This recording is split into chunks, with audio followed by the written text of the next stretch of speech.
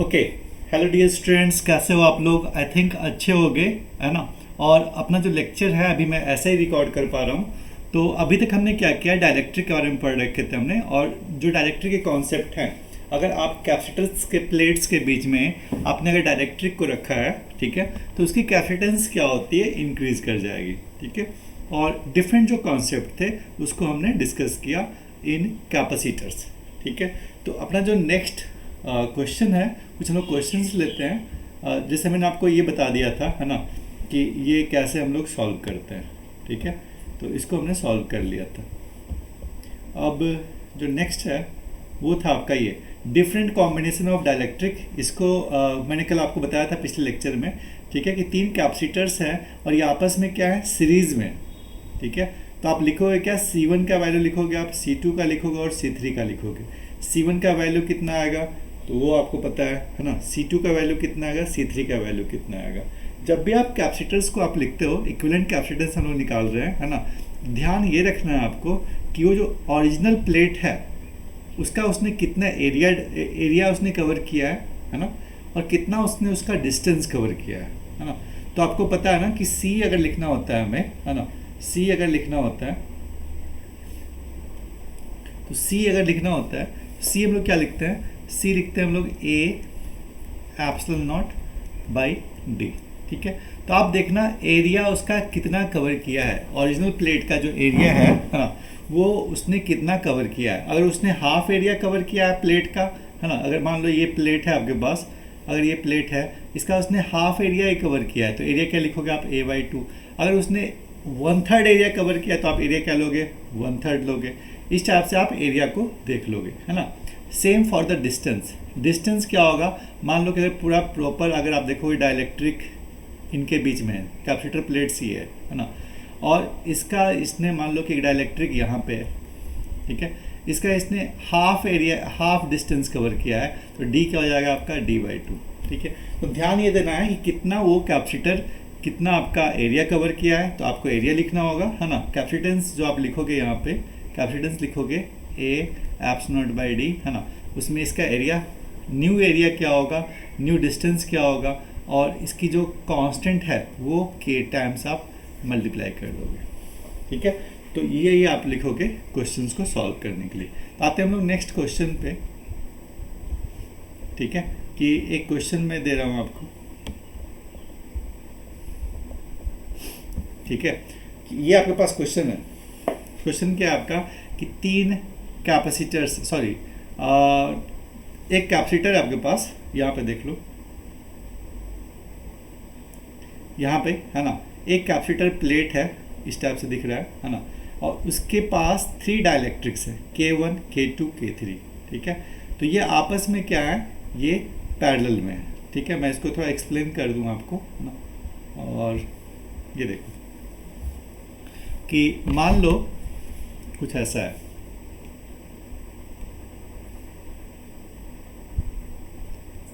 एक मान लो capacitor plate था, है ना, और इसके बीच में 3 डायलेक्ट्रिक्स हैं इधर, है ना। यहाँ पे कुछ ना कुछ मीडियम है, यहाँ पे कुछ ना कुछ मीडियम है, और यहाँ पे कुछ ना कुछ मीडियम है ना, यहाँ पे कुछ ना कुछ मीडियम है। और इसका जो मीडियम है,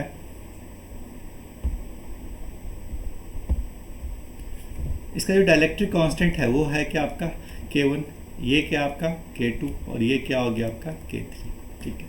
सुनो, तो अगर डायलेक्ट्रिक मीडियम चेंज हुआ है ना, तो इनके बीच का मीडियम चेंज हो गया, है ना। टोटल जो मान लो कि अगर प्लेट रहा होगा तो ये डिस्टेंस कितना है आपका D, और इसका एरिया कितना है आपका A, है ना।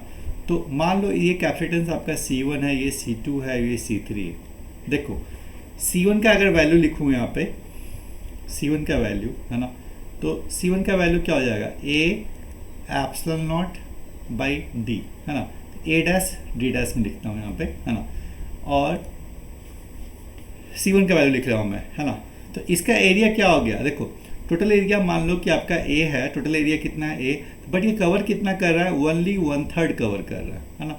तो आप एरिया कितना लोगे आप, A/3, ठीक है, इंटू क्या, एप्सिलॉन नॉट, इंटू हम लोग क्या लिखते हैं इसका डायलेक्ट्रिक कांस्टेंट, इट मीन्स क्या, ये क्या हो गया आपका K1, है ना। और डिस्टेंस कितना हो गया, जो आपका ये डाइलेक्ट्रिक है, ये जो डाइलेक्ट्रिक है, ठीक है, ये जो डाइलेक्ट्रिक है आपका फर्स्ट, ये टोटल जो डिस्टेंस है d, इसका भी डिस्टेंस कितना हो गया आपका d, है ना। तो इसके डिस्टेंस में कोई चेंज नहीं आया, ये ओरिजिनल प्लेट के डिस्टेंस के बराबर ही है ना। तो अगर आप इसका लिखोगे कैपेसिटेंस C1 का वैल्यू, तो C1 का वैल्यू क्या हो गया, C1 का वैल्यू हो गया आपका A epsilon not K1 by क्या 3D, ठीक है। इन सिमिलर वे, ठीक है, C2 के लिए भी क्या होगा, एरिया 1/3 होगा, C3 के लिए भी एरिया क्या होगा 1/3 होगा, है ना। तो C2 का वैल्यू क्या लिखोगे आप,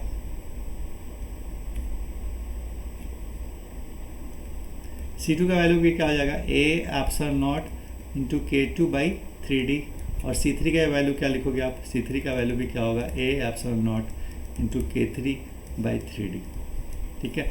तो आपस में C1 C2 C3 हैं कैसे, ठीक है, ये आपस में C1 C2 C3 कैसे हैं, ये आपस में क्या है, पैरेलल में, ठीक है। कैसे पैरेलल में है, तो यहाँ पे देखो आप,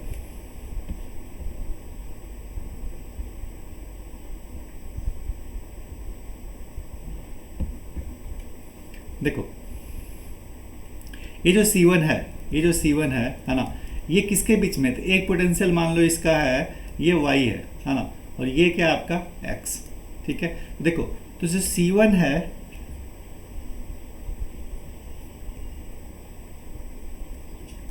C1 जो है वो किसके बीच में है, तो X और Y के बीच में, ठीक है।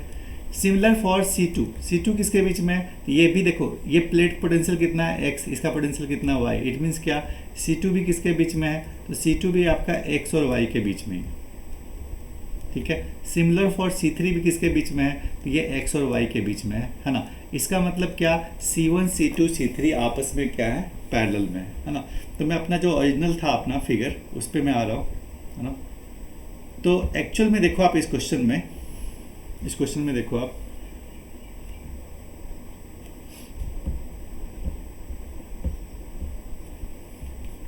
यहाँ पे ध्यान से देखना, यहाँ पे देखो, ये एक कैपेसिटर का पोटेंशियल है, ये नोड है मान लो आप, है ना, और इसका वन प्लेट ये है, एक प्लेट ये है ना, सेकंड प्लेट ये है। जो K1 है कैपेसिटर, ये किसके बीच में है, 1 और 2 के बीच में, मैं इसको X और Y लिख दे रहा हूँ, है ना।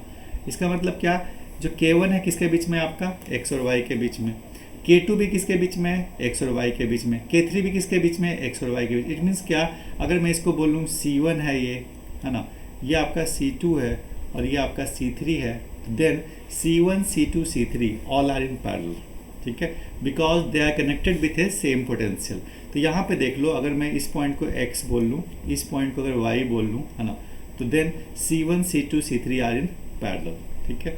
C1 का वैल्यू क्या होगा, तभी मैंने आपको बताया, है ना। इसका एरिया क्या हो रहा है, क्योंकि ये 1/3 एरिया ऑफ द प्लेट को कवर कर रहा है, ये कितना है आपका A/3, है ना। तो C1 लिखोगे आप कितना यहाँ पे, A/3 एप्सिलॉन नॉट K1/D, ठीक है। C2 के लिए भी क्या लिखोगे, सेम, एंड C3 के लिए भी क्या लिखोगे आप, सेम, है ना।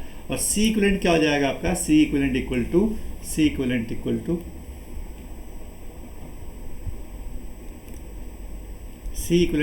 क्या लिखोगे आप, C1 plus C2 plus C3, ठीक है ना, because all are in series. और C1 का वैल्यू पता है आपको, है ना।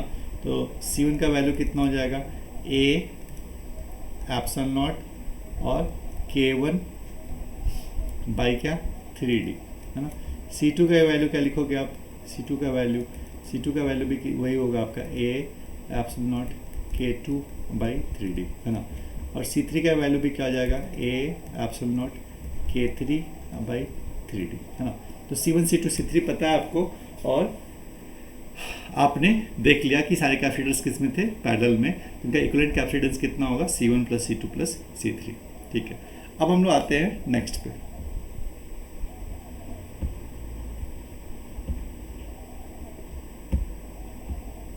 अब ये क्वेश्चन है,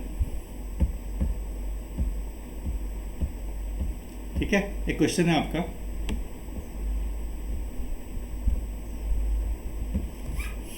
देखो यहाँ पे क्वेश्चंस में दिया हुआ है ना, कि ये K1 K2 K3 K4 very important question, और ये आपको कॉन्सेप्ट को आपको एक बिल्डअप करेगा, है ना।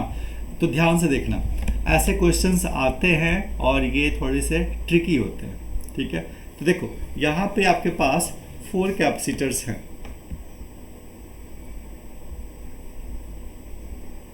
K1 K2 K3 K4, है ना। इसका मतलब क्या, यहाँ पे देखो आपके पास ये कैपेसिटेंस, इसका मान लो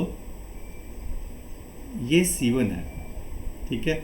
इसका कैपेसिटेंस कितना है C3, और ये क्या हो गया आपका C2, और ये क्या हो गया आपका C4, ठीक है। ध्यान से देखना, यहाँ पे गलती हो सकती है। तो फर्स्ट जो अगर मैं इसको ये बोलूँ, ठीक है, फर्स्ट मैं ये बोलूँ कि क्या C1 C3 C2 C4, ठीक है। तो इसमें आपके पास 2 ऑप्शंस है इस डायग्राम को बनाने के लिए। एक तो आप ये बोल सकते हो कि C1 C2 क्या है, पैरेलल में, ठीक है। C1 C2 क्या है, पैरेलल में है, और फिर क्या C3 C4 क्या है, पैरेलल में, और इस टाइप से आप बना सकते हो, ठीक है। जो आपका फिगर नंबर फर्स्ट है, फिगर नंबर जो फर्स्ट है आपका ये, है ना, ये आप बोल सकते हो कि C1 C2 क्या होंगे, पैरेलल में होंगे, क्योंकि आपको यहाँ पे दिख रहा है ये C1 है, ये C2 है, C1 C2 क्या हो जाएंगे, पैरेलल में। सेकेंड ऑप्शन आपके पास ये है कि C3 और C4 ये आपस में क्या है, पैरेलल में, ठीक है। But this is the wrong concept, ठीक है, this is the wrong concept. C1 C2 parallel नहीं है, ठीक है। पैरेलल होने का जो सबसे इंपॉर्टेंट कॉन्सेप्ट ये है कि जो दोनों कैपेसिटर प्लेट्स होने चाहिए, है ना, जिसमें यहाँ पे बोल दूँ,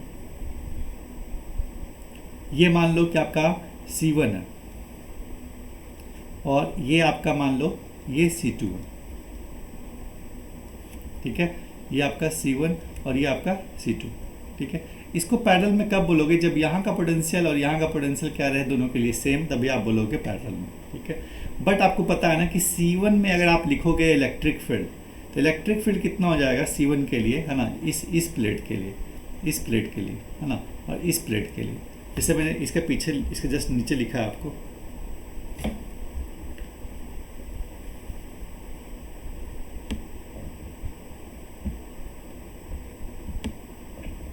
देखो ध्यान से देखना, यहाँ पे देखो E1 is the electric field in C1 capacitor, ठीक है ना, C1 यहाँ पे, यहाँ का इलेक्ट्रिक फील्ड कितना होगा, अगर इसकी कैपेसिटेंस K1 है तो इसकी इलेक्ट्रिक फील्ड कितनी हो जाएगी। देखो अगर ये एयर में होता है, अगर ये एयर में होता है ना, एयर में होता है, अब वो पता है ना कि इसकी इलेक्ट्रिक फील्ड कितनी होगी, sigma by epsilon not. But अगर आपके पास कोई मीडियम है और उसका कांस्टेंट गिवन है K, तो इसकी इलेक्ट्रिक फील्ड क्या हो जाएगी, sigma by K epsilon not, है ना। तो उसी टाइप से जो फर्स्ट कैपेसिटर है, अगर वो C1 कैपेसिटर है, इसका डाइलेक्ट्रिक कांस्टेंट कितना है, K1, है ना, तो क्या लिखोगे, sigma by K epsilon not. ये क्या हो गया इसका इलेक्ट्रिक फील्ड, इसको मैं E1 बोल रहा हूँ। उसी टाइप से सिमिलरली अगर ये C2 है ना, और उसका अगर कांस्टेंट क्या है K2, तो इसका इलेक्ट्रिक फील्ड कितना होगा, sigma by epsilon not K2, है ना। ये क्या हो गया आपका E2। इसका मतलब क्या, इलेक्ट्रिक फील्ड दोनों का सेम नहीं है। C1 C2 के लिए ध्यान से देखना आप, C1 C2 के लिए इलेक्ट्रिक फील्ड इसका क्या है आपका, देखो यहाँ पे इलेक्ट्रिक फील्ड क्या है आपका, sigma by K1 epsilon not, और यहाँ पे इलेक्ट्रिक फील्ड कितना है आपका, sigma by K2 epsilon not. It means क्या, E1 is not equal to E2, ठीक है। तो इलेक्ट्रिक फील्ड इक्वल नहीं, इट मीन्स क्या, पोटेंशियल भी इक्वल नहीं है, क्योंकि इलेक्ट्रिक फील्ड से आप मल्टीप्लाई करोगे क्या, डिस्टेंस को, तो मिलेगा क्या आपको पोटेंशियल। इट मीन्स क्या, V1 is not equal to V2। It means आपका जो C1 एंड C2 कभी भी ये पैरेलल में नहीं हो सकता, ठीक है। आप कभी नहीं बोलोगे कि C1 C2 क्या है, पैरेलल में, बिकॉज इनके अक्रॉस जो पोटेंशियल है V1 V2 they are not same, because the electric fields are not same, ठीक है। So our misconception is that C1 C2 आपको दिख रहा है यहाँ पे कि आपस में पैरेलल में है, but this is not true, ठीक है, because there potential are not same. Very very important concept, इसलिए मैं इस क्वेश्चन को लिया हूँ, ठीक है। तो ये आपका रॉन्ग होगा, अगर ये डायग्राम बनाओगे ना कि C1 C2 क्या हो गया पैरेलल में, तो कभी भी आप ऐसा नहीं कर सकते। एक चीज़ ध्यान रखना आप, ठीक है, कि जब भी ये सिमिलर प्लेट से कनेक्टेड होगा ना, तो यहाँ पर अगर सेकेंड जो है डाइलेक्ट्रिक है, तो डाइलेक्ट्रिक कंडक्टर नहीं होता, डाइलेक्ट्रिक एक कंडक्टर नहीं होता तो हम लोग नहीं बोल सकते कि नहीं C1 C2 क्या है, सेम पोटेंशियल से कनेक्टेड है, ये कभी होगा ही नहीं, they will never in parallel form. ठीक है, तो अब आप ये देखो कि C1 C2 क्या हो गए, पैरेलल में नहीं है। सिमिलर वे में, सिमिलर वे में हम लोग बोल सकते हैं, है ना, कि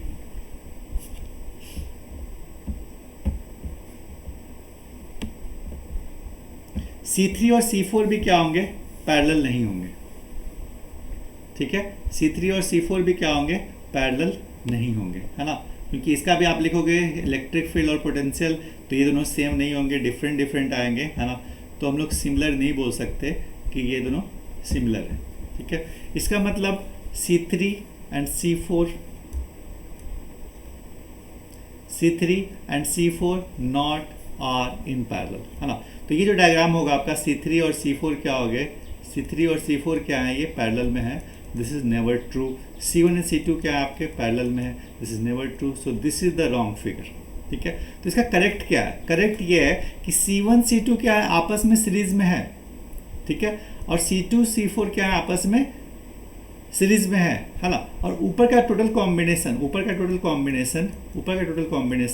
और नीचे का टोटल कॉम्बिनेशन, है ना, ये जो दोनों जो है, ये देखो, ये टोटल जो कॉम्बिनेशन है, इट मीन्स क्या, C1 C3 का जो कॉम्बिनेशन है वो आपस में क्या है, सीरीज में। C2 C4 का जो कॉम्बिनेशन है वो आपस में क्या है, सीरीज में। हाँ, इनका जो इक्विवेलेंट है वो सेम पोटेंशियल 1 और 2 से कनेक्टेड। इट मीन्स क्या, C1 C3 का जो इक्विवेलेंट होगा, मैं मान लो इसको 1 बोल लेता हूँ, है ना, और इसका इक्विवेलेंट बोलता हूँ मैं 2। हाँ, ये C1 equivalent first and C1 equivalent second, they are in parallel form because they are connected in between 1 and 2।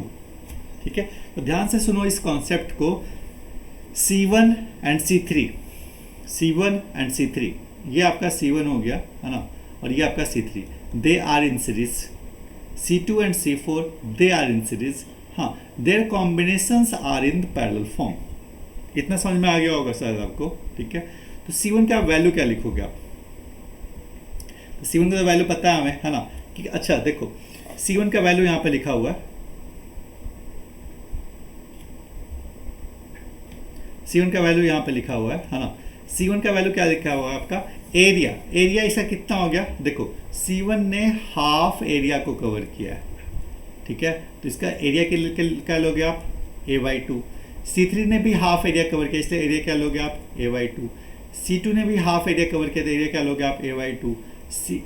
C4 ने भी हाफ एरिया कवर किया, तो एरिया क्या लोगे आप, A/2। इट मीन्स क्या, for all the capacitor C1 C2 C3 C4 they are covering the half area of the plate, so their area will be A/2, है ना। Similar for the distance, total अगर distance मैं ले लूँ यहाँ पे, total distance कितना आपका D, तो जो ईच इंडिविजुअल कैपेसिटर्स हैं उनका डिस्टेंस कितना होगा, D/2। ठीक है, तो अब आप कैपेसिटर्स निकालना, कैपेसिटर्स का वैल्यू निकालना, दिस इज वेरी सिंपल, है ना। तो C1 का वैल्यू क्या होगा, देखो एरिया क्या लोगे आप C1 के लिए, है ना, C1 के लिए एरिया क्या लोगे आप, सॉरी यहाँ पे, है ना, जिससे मैं यहाँ पे लिखा हूँ E1 का वैल्यू, V1 का value, V1 V2 are not same, so therefore C1 and C2 are not in parallel. ये हमने दिखाया आपको, तो ध्यान से इसको लिख लेना, है ना। और इसके जो भी PDF है मैंने ग्रुप पे भेज रखा है, तो PDF वहाँ से देख लेना। यहाँ पे अगर मान लो कि कुछ आपको हौच पौच या मैंने मार्क कर दिया है तो आपको क्लियर नहीं हो रहा है ना, तो इसका जो PDF है मैंने आपको ग्रुप पे भेजा था, 4 PDFs, वही सब इसमें एक्सप्लेन किया है। ठीक है, तो C1 का वैल्यू क्या लिखोगे, एरिया हो गया हाफ, डिस्टेंस हो गया half, so finally your C1 will be A epsilon not K1/4D, C2 will be, या C3 मान लो A epsilon not K3/4D, C2 C4। ठीक है, और इनका जो कॉम्बिनेशन है वो क्या है आपका, कि C1 C3 are in series. ठीक है, C1 एंड C3 क्या हो गया आपका, ये सीरीज में है, और फिर C2 एंड C4 क्या है, ये सीरीज में है ना। तो इसका जो आप इक्विवेलेंट निकालोगे वो क्या आएगा कि C इक्विवेलेंट फर्स्ट मान लो, और इसका इक्विवेलेंट क्या हो जाएगा, C इक्विवेलेंट सेकंड, और ये आपस में क्या है, ये पैरेलल में। ठीक है, तो आपका जो इसका नेट इक्विवेलेंट आएगा वो क्या आएगा, C इक्विवेलेंट, आंसर में जो आएगा वो आएगा क्या, C equivalent first into C equivalent second into क्या divide by C equivalent first plus C equivalent second. ठीक है, ये था हमारा क्वेश्चन जो कि इम्पॉर्टेंट है ना, और इसको आप बड़े ध्यान से देखना। और I think this is very very important concept. तो कॉन्सेप्ट क्या था ये समझना है इसमें, है ना, कि ये दोनों आपको दिख भले ही रहा होगा कि C1 C2 क्या हो गया पैरेलल में, बट रियलिटी में क्या है, they are not in the parallel form. आपस में क्या होंगे, C1 C3 सीरीज में होंगे, C2 C4 क्या होंगे, सीरीज में होंगे। हाँ, उनका जो कॉम्बिनेशन होगा वो क्या होगा आपका पैरेलल में। ठीक है, तो आई थिंक ये क्लियर हो गया होगा।